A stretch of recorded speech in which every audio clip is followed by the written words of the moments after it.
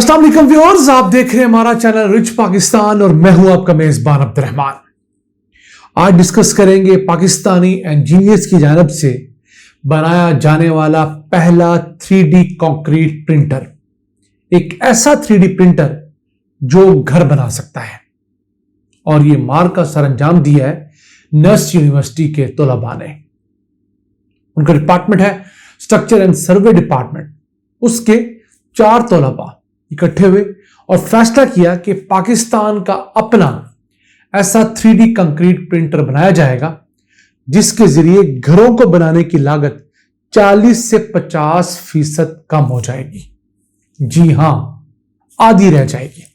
यानी अगर एक घर बनाने पर 1 करोड़ रुपया लागत आती है तो 50 लाख रुपया आएगी। ये टेक्नोलॉजी दुनिया भर में चल रही है। 3D प्रिंटर्स अब बड़ी बड़ी इमारत बना रहे हैं।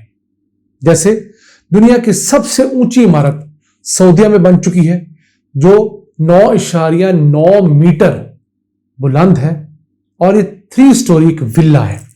इसके अलावा इस वक्त यूरोप की सबसे बड़ी इमारत अंडर कंस्ट्रक्शन है जो 55 मीटर लंबी है, 11 मीटर चौड़ी है और 9 मीटर उसकी ऊंचाई है। ये जुलाई तक मुकम्मल हो जाएगी बनकर और 140 घंटे सिर्फ लगेंगे एक 3D प्रिंटर और 2 लोगों को चलाने के लिए।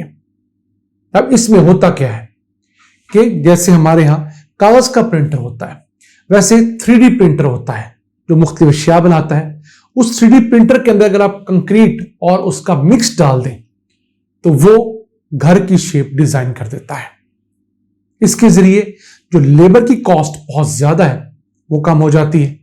अब पाकिस्तान जैसा मुल्क जिसकी आबादी 24 करोड़ से बढ़ चुकी है, जो नए आदमशुमार हैं नई मर्दमशुमारी के मुताबिक, तो उस 24 करोड़ की आबादी में से 1 करोड़ 20 लाख खानदान ऐसे हैं जिनके पास अपना घर नहीं है। यानी 1 करोड़ 20 लाख घरों की शॉर्टेज है। और ये कौन से घर हैं? जो मिडिल क्लास, उसके अलावा गरीब लोग हैं जो इतना महंगा ईंट बजरी सरिया अफोर्ड नहीं करते। तो अगर उनके पास कोई ऐसा ऑप्शन मिल जाए जिसके जरिए वो अपना घर 50% कम लागत पर बना सकें तो यकीनन ये बहुत बड़ी तब्दीली होगी।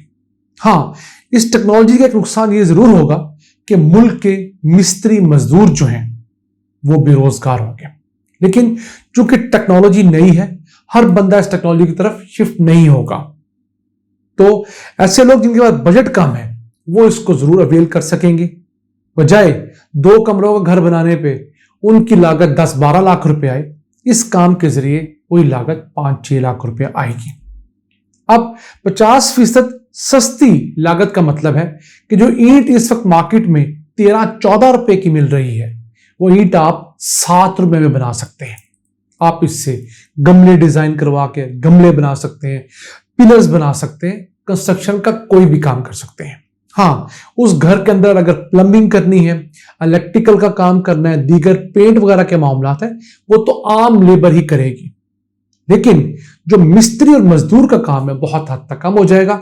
मिस्त्री मजदूर सिर्फ उस घर के प्लस्तर के काम आएंगे, उसकी फिनिशिंग के। अब ये जो प्रिंटर बनाया गया है ये सिर्फ 8 लाख रुपए की लागत से बनाया गया है और 4 तलबा और उनके एक उस्ताद ने मिलकर इसको 1 साल की मुशक्कत के बाद बनाया है। अब बहुत सारी कंपनीज इनको ऑफर कर रही हैं और ये प्रिंटर जो है ये दिन के 24 घंटे काम करेगा। जी हां, पूरा दिन अगर आप काम करवाना चाहें 24 घंटे काम करेगा। ये कोई ब्रेक नहीं लेगा, ना खाने की, ना किसी और हाजत की, ना नमाज की।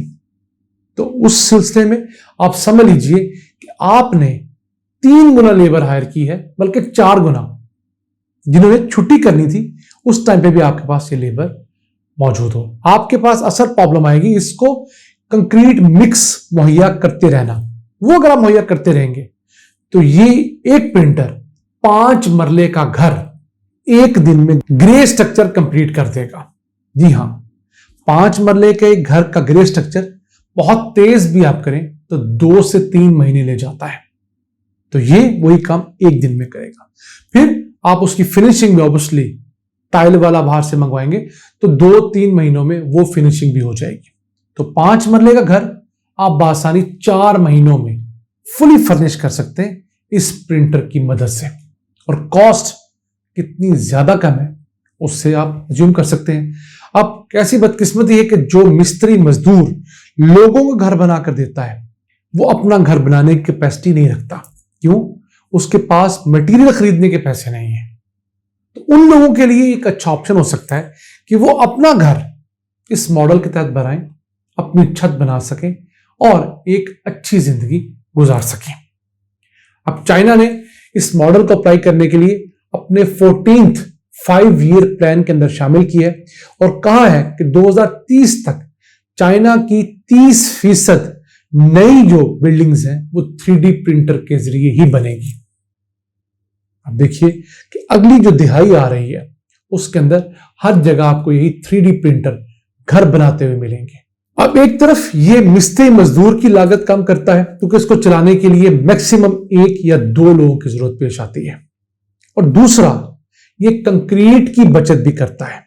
इसमें कंक्रीट रूटीन के जो इस्तेमाल है उससे कम इस्तेमाल होती है। फिर रिसाइकल्ड मटेरियल भी इसके अंदर बड़ी तादाद में शामिल किया जाता है।